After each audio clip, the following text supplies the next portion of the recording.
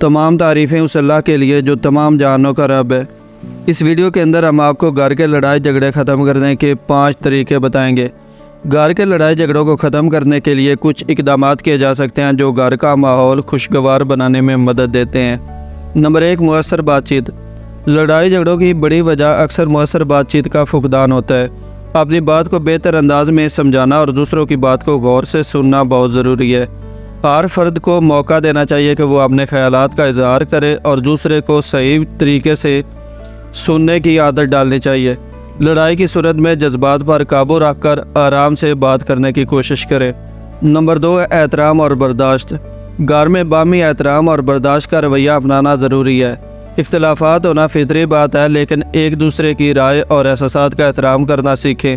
جب آپ دوسرے کی عزت کریں گے وہ بھی آپ کو عزت دے گا، جس سے تنازعات کم ہوں گے۔ نمبر 3، ذمہ داریوں کی منصفانہ تقسیم۔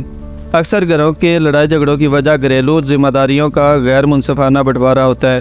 اس بات کو یقینی بنائیں کہ ہر شخص کے لیے مناسب ذمہ داریاں مقرر کی جائیں اور انہیں پورا کرنے میں کوئی کوتاہی نہ ہو۔ اس سے گھر کا ماحول متوازن اور خوشگوار رہتا ہے۔ نمبر 4، صبر اور سمجھوتے کی اہمیت۔ صبر اور سمجھوتہ گھر کے مسائل حل کرنے میں کلیدی کردار ادا کرتے ہیں۔ ہر چھوٹی بات پر جھگڑنے کے بجائے بڑی تصویر پر غور کریں اور چھوٹے مسائل کو نظر انداز کریں۔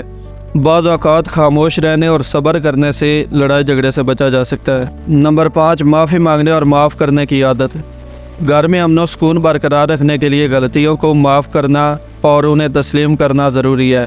جب بھی کوئی غلطی ہو اسے فوراً مان لے اور معافی مانگے۔ اسی طرح دوسروں کو بھی معاف کرنے کی عادت اپنانی چاہیے۔ اس سے ماحول تناؤ سے آزاد رہتا ہے اور لڑائی جھگڑے نہیں ہوتے۔ ان نکات پر عمل کر کے گھر کے لڑائی جھگڑوں کو کم کیا جا سکتا ہے اور ایک پرامن اور خوشگوار ماحول بنایا جا سکتا ہے۔